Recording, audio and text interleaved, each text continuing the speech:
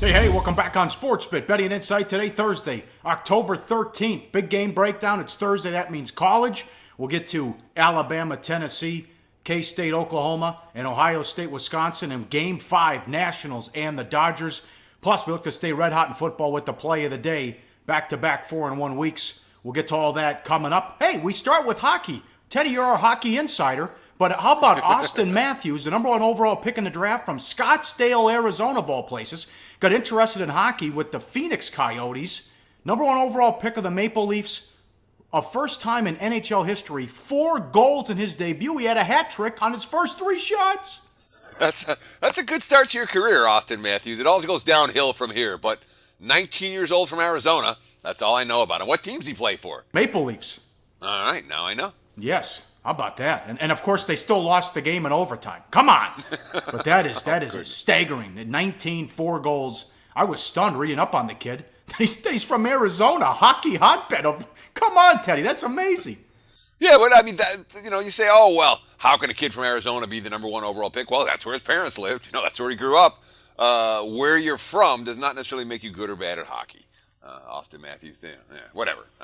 Quick UFC note. Ronda Rousey, Dana White announced yesterday, back December 30th here in Las Vegas, UFC 207. She will take on Amanda Nunes, try to get her belt back. If she wins, they want to fight Cyborg, which I don't know if that's going to happen, and people who cover UFC don't think that's going to happen because of the history of injuries with Rousey, and she hasn't been in the octagon since November when she lost to Holly Holm, UFC 193, and deeply disturbed by her interview on the Ellen Show when she talked about depression and committing suicide when she lost. I hope she's okay, Teddy. And I think if she loses December, that might be it. She'll retire. Hey, let me get this straight. Did you say that you were deeply disturbed by an interview on the Ellen Show? Yes. She talked about offing herself because she had a little adversity in her life. I'm not a UFC fan. I like Ronda Rousey, and I like her because of her attitude. She's like, F you, F me. I mean, it was a great quote from her. Her attitude is just take no prisoners, all right? When I have a crappy weekend, no, I'm not ready to slash my wrist, but you know what? I'm not feeling really good about myself. Uh-huh. I'm not upset with Rousey for being forthcoming about how upset she was. I'm going to slash my wrist, da-da-da-da-da. She wasn't really going to do that if she went on the Ellen Show to talk about it, but to be deeply disturbed? Come on, man. It's all made for TV. All right. Well, she's a role. Girls look up to her. I thought that was they should. I thought that was appalling that the slightest sign of adversity is ready to do a Peter Pan off a tall building. Give me a break. All right. That's something to watch here, UFC 207. One football game last night. What'd you think? The second half, nothing happened. Yeah, Appalachian State leads Lafayette 24-0 at the break. Final score, 24-0. Mountaineers and under. Appalachian State was minus 10.5 and 50. There was a little bit of over money in that ball game. It wasn't any good. It might have been the least interesting second half of football I've watched all year. Raging Cajuns missed a couple of field goals, but Sunbelt defenses aren't usually capable of pitching a whole lot of shutouts. And in their last game, the Mountaineers held Georgia State to 3 points. So this might be a bet on defense at this level, though. When you have national TV shutout wins, hard to find a bargain price supporting App State moving forward. But when you get a defense at this level that's capable of dominating, it's bet on all the way. And that's certainly the Appalachian State mantra it was last night. They were able to slow down Tennessee on the road, so that's saying something. All right, the Game 1, ALCS Friday night. Blue Jays and the Indians. Series price, Blue Jays $1.40. Game 1, Estrada against Kluber. Kluber $1.35, 7.5 the total. Who do you trust more? I know I'm going with Terry Francona. Did an excellent job in the first round matchup against the Red Sox as they swept them. Well, yeah. I mean, here's the one picture. You have Terry Francona, 2-time World Series winner. I thought he pushed all the right buttons against Boston in round 1. And then you have John Gibbons, who is, what's his claim to fame? He was fired by the Blue Jays and got another chance with them. Yeah, I'm with you. On the edge at the managerial standpoint for the Cleveland Indians. The Blue Jays bring the edge in power. I mean, they hit 221 home runs this year. But even though Toronto's got the power, what I liked about the Cleveland lineup all year long, has been their ability to match up versus opposing lefties versus opposing righties. They're able to have a right-handed heavy lineup against southpaws and a left-handed heavy lineup against right-handers. In about 70% of all matchups, that was the best in all of baseball this year. So doesn't matter who Toronto's bringing from a starting pitching or bullpen standpoint, the Indians have the roster flexibility to be able to handle it. How will the bullpen shape up? Big edge to the Indians. Look at this graphic. Since the All-Star break, Cleveland, number 6 in ERA, 3rd in WAR. Toronto, 25th in ERA, 18 in WAR. And what a weapon Andrew Miller's been. The guy can go 2 innings, and Francona's been using him even as early as the 5th inning. But Osuna, remember, they were horrible in September, and Osuna really struggled as well. He's been great in the postseason. Well, that's just it. I mean, you look at those second half stats, and I remember when we were talking about the last series for Toronto, we talked about how bad they'd been in September and their September bullpen issues. Well, Osuna dominated, and the Blue Jays bullpen dominated in the first round of the postseason. So I may take some of those second half numbers with a grain of salt. That being said, I'm not laying a price with Toronto in this series. If I'm betting, I'm going to take Cleveland plus. I think the Indians are very live. All right, 1948. Can the Indians get back to the World Series? Been a long, long time. Blue Jays, 93. Up next, big game breakdown. Game 5, Dodgers and Nationals. Also, North Carolina, Miami, and K-State, Oklahoma. We'll start there up next on SportsBit. Betting Insight today. Go to SBRodds.com. Browse, compare, and shop live odds available at top online sportsbooks. All right, back on SportsBit, Betting Insight today. Paulie and Teddy, time for a big game breakdown. As always, live odds. Sportsbookreview.com. Game 5 tonight. Fox Sports 1. Dodgers and the Nationals. Hill against Scherzer. Nats $1.55, 7 the total. Guys, you're going to read about this in a lot of places, but in truth, it may not mean anything from a handicapping perspective. Dusty Baker, his last 8 games with the chance to close out a series 0-8, Teddy. Yeah. That being said, in 5 of the 8 games, his team was down by at least 3 runs in the 5th inning. There's not much strategy left for a manager in those games. Maybe he didn't have his team ready. You blame Dusty. You blame the team. And one of the close games was a 4-0 shutout against Josh Beckett. Nothing he could do there. And, of course, the Bartman game is included. So, yeah, he's lost 8 straight games in which his team would have advanced. I'm not sure that it matters so much from a handicapping perspective. It is worth noting that is the longest such streak in MLB history. And you know what? I mean, the Dodgers beat Scherzer in Game 1. They hit sliders. Righties who throw sliders like Scherzer. That's a matchup that works well for the Dodgers. They got 4 runs off Scherzer in the first meeting. You look at their OPS for the season against sliders. They've been real good. I think number 2 in baseball from the right-hand side. So Scherzer might be an ace. You look at his splits. I mean, he's dominated against right-handed hitters pretty darn well. What, $156 for the season, a .477 OPS. Just look at that graphic. But you know, we talked about this game in terms of play of the day on yesterday's show, and you already know which way I'm looking at it. Yeah, yep. And Rich Hill, this is a game the Dodgers let get away on Sunday. They had an early 2-0 lead. The Dodgers had the bases loaded, it seemed, every inning. They struck out or either hit into a double play, and Hill had good stuff, but he hung a breaking ball to Lobaton, who hit a 3-run homer. Maybe his stuff was too good. He struck out 7 of the 22 batters he faced, but he could not get enough guys to put the ball in play. I like that he went to the media and anyone who had a microphone saying, I'm getting the ball, I'm starting Game 5. If he struggles early, Teddy, do you go to the 20-year-old phenom? Of course you do. You don't even think about it. It's a win-or-go-home situation in MLB, and that means you go to whatever arm you have. You don't wait for situations to get out of control. And I think Dave Roberts is someone who's capable of doing that. Dusty Baker, I'm not so sure in that regard. I don't see if Scherzer struggles, I don't see Baker making that same move. And remember, Corey Seager beat up Scherzer in the opener. He took him deep.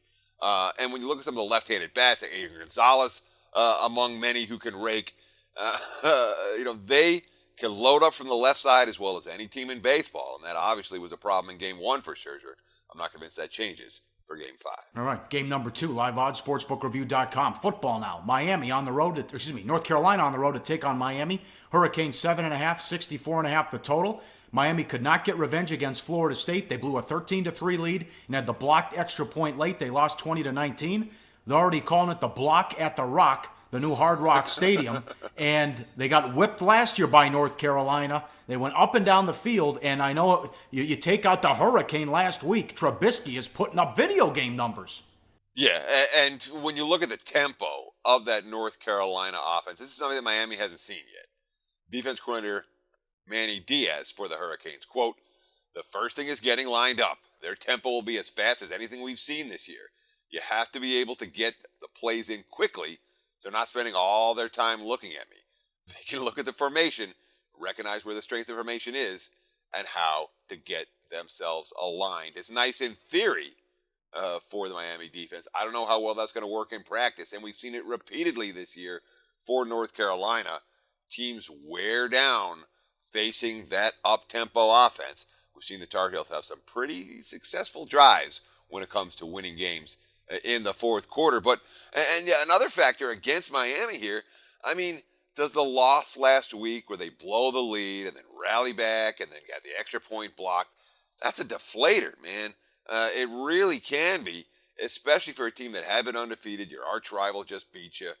Maybe the revenge factor does help get them back up because, as you mentioned, they were whipped. I mean, absolutely, what was it, 59-21 in Chapel Hill last year. You're going to get an angry Tar Heel team, too. Fedora's first major recruit was Trubisky. Great fit for his offense. Already 1,700 passing yards, 13 touchdowns versus 2 interceptions, a 160 passer rating. Be much better, except he tried to run the same offense in that horrible weather last week against Virginia Tech. Trubisky was 13 of 33 for 58 yards. Both of his interceptions came in that game. Here's a quote from Trubisky. "I couldn't put what I wanted on it. It is what it is. The ball was heavier than it usually is," end quote. Yeah, no kidding. And the wide receivers couldn't catch anything either. Yeah, I mean, Fedora was unable to adjust his offense for the weather conditions. Early look at the weather forecast for Miami this weekend has one Hurricanes, the Miami Hurricanes, but not a second hurricane conditions for that North Carolina offense to deal with. And in good weather, this offense has been pretty close to being unstoppable. Yes, all right. Last one before we break. LiveOddsSportsBookReview.com. Kansas State on the road to take on Oklahoma. The Sooners are 10.5, 60 the total. One of the worst moments of Bill Snyder's coaching career last year. Kansas State was beat up. Oklahoma came to town 55-0. They buried them. It was 42-0, 22 seconds into the second half. But now Snyder's got a healthy team. Yeah, he sure does. And I mean, Stoops did what he could do to avoid the score getting too ugly last year. You can remember, he came up as an assistant under Snyder.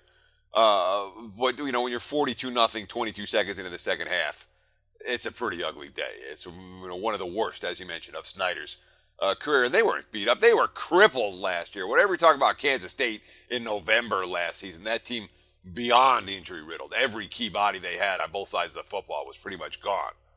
So, now Snyder's fully healthy. And when he has the players and the personnel, man, he's giving Stoops fits. I mean, real fits the last two trips to Normal. Let's see. 2014, Kansas State's a touchdown underdog. Yeah, they win that game straight up. 2012, they're plus 15.5. Yeah, Kansas State wins that game straight up too.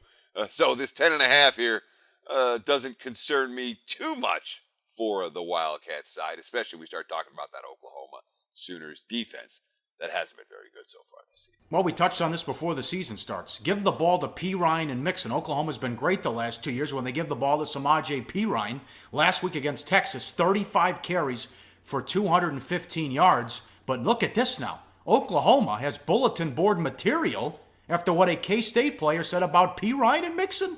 Yeah, you know, I mean, they're kids. They say stupid things sometimes to the media. Defensive end Reggie Walker making a bulletin board mistake, asking about P. Ryan and Mixon. Quote, "They are easy to tackle. If you do your job, they'll go down." And that was all over all the Oklahoma Twitter feeds, including Baker Mayfield. One thing I don't want to do against a running back duo like that, especially with, I mean, Kansas State's got a good defense. They don't have a great defense. They're a little bit undersized against Oklahoma. And the last thing you want to do is piss those guys off. That is what the Wildcats apparently have just done. Yes. Up next, 2 top 10 matchups with big spreads. Bama, Tennessee, Ohio State, Wisconsin. And we look to stay red hot with the play of the day on SportsBit. Betting Insight today on SBRPicks.com. So we're giving you picks every day, and you're probably making your own as well. Be sure to participate in SBR's weekly Twitter Bankroll Challenge. Just post your picks on Twitter with @SBRSportsPicks and the hashtag BetSBR before 1 p.m. Eastern Standard Time every day, Monday through Friday. We'll be betting your picks, and if the bankroll is positive at the end of the week, you could win the profits. Picks must be of events taking place that day and available in at least one of the major sportsbooks shown in our Best Sportsbooks page. Back on SportsBit, big game breakdown continues. Alabama at Tennessee. Bama 13, 57 the total. LiveOddsSportsBookReview.com. Tennessee and Dobbs showing their grit. 90 points in the second half against Florida, Georgia, and A&M. Not counting the touchdown in overtime against A&M. They have plenty of injuries on the defense, though. That's why there's, another reason this total's so high. But don't buy into this SEC bullshit. 2 years ago, when Florida State kept winning games, people thought they were lucky. But because Tennessee plays in the SEC, people say, oh, they know how to win. You keep getting down 14, 21 points every game. To me, you're not that good. Well, I mean, the problem for Tennessee is, A, the offense gotten off to slow starts. But right now, most importantly, B, that defense is riddled with injuries. Look, defensive backs, Cameron Sutton, Jalen Reeves-Maben, Cortez McDowell, all out. Quante Sapp and Darren Kirkland out at linebacker. On the defensive line, Danny O'Brien out.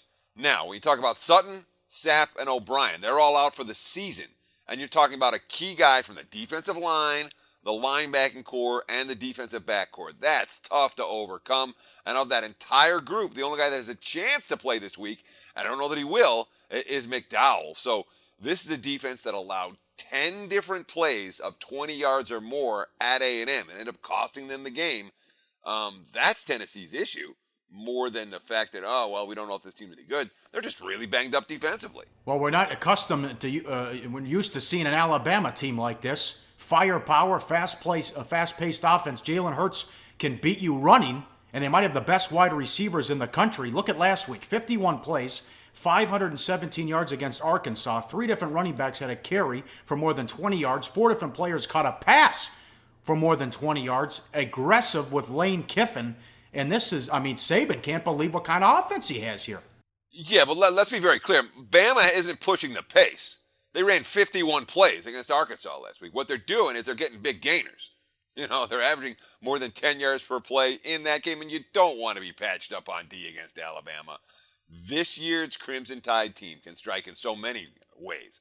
They have a running quarterback in Ertz for the first time. Their wide receiving core, Bama doesn't get credit for having great receivers. Their wide receiving core is as good as any team in the nation. And you read this Nick Saban quote, or you listen to this Nick Saban quote, and you say, maybe this offense is that good. Saban, quote, "This is a good problem to have. Last year, we really kind of didn't have the depth at receiver. It was really concerning in terms of if we lost another player, it would have really affected our team. So we'd like to have 6 receivers at least that we feel can go out there and play winning football for us. This year, they do. And we're not just talking about okayed receivers. We're talking about the Julio Joneses of the world, another Bama graduate.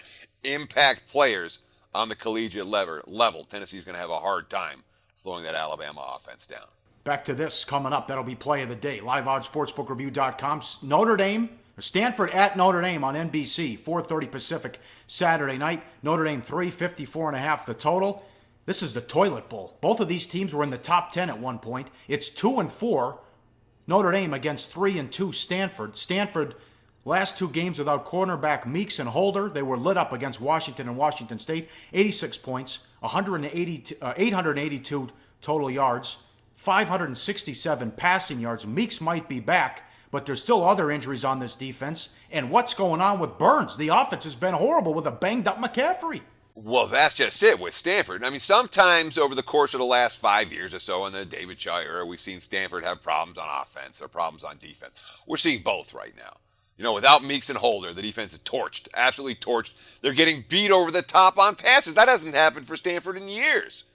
Now, they could get Meeks back this week, but they're going to be without safety Justin Reed for the first half. He had a targeting penalty last week, and not just the defense.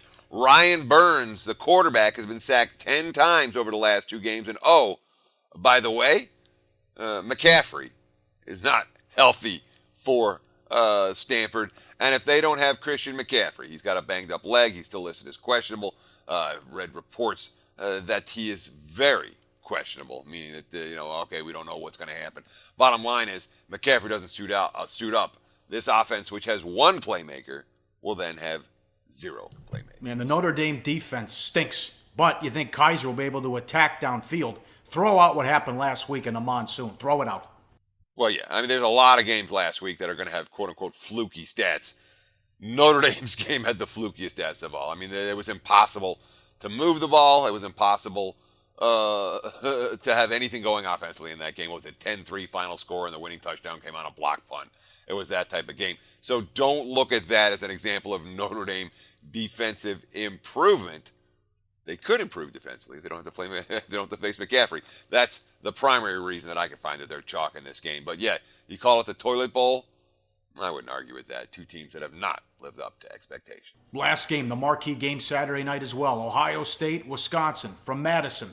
Ohio State 10, 44 the total.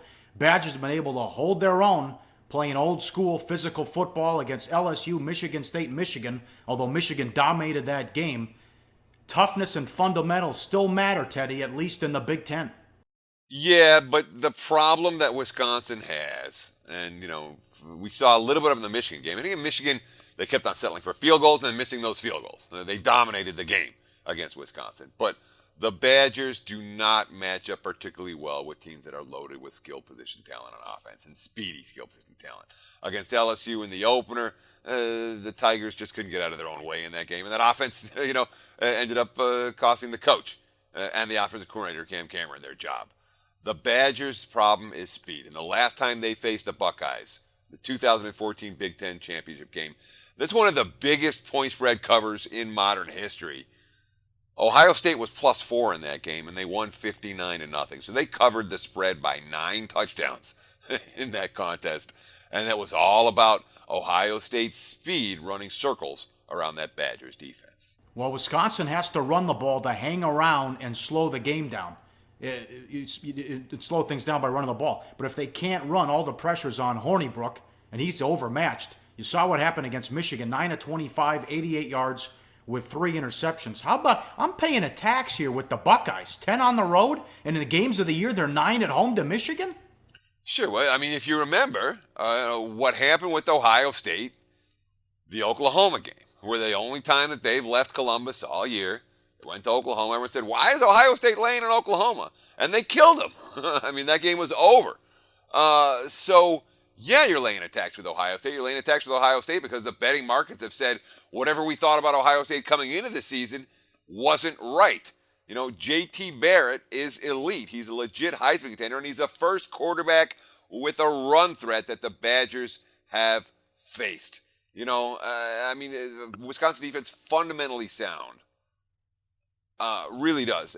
They can make play after play to slow the Buckeyes down, but when Ohio State finds that crack, man, that offense is loaded with playmakers. There might be a tax that you have to lay with the Buckeyes, but I do not want the Badgers as home dogs in this one. All right, very good. It's been a great run with the play of the day. Back-to-back 4-1 weeks. Let's make it 9 out of 11. And the football plays, 20 wins, 7 losses, 1 push so far on the season. Back to Alabama, Tennessee. What are we doing? Well, what are we talking about? This total looks high? Of course it looks high. That's because we're looking at a shootout in Knoxville. Tennessee's got no defense. Tennessee's got an offense that has not been shut down on a consistent basis, not for 4 quarters. Let's look for fireworks in Knoxville. Tennessee and Alabama over 57, game number 175, 176. Look for the Vols and Crimson Tide to play a high-scoring affair on Saturday night. Excellent. 3-0 last week in football. Tomorrow, NFL. And we recap Denver-San Diego. Who will the Cubs meet in the NLCS? That begins Saturday afternoon. And all the big NFL games coming up on the weekend preview. We'll see you tomorrow on SportsBit. Betting Insight today on SBRPicks.com.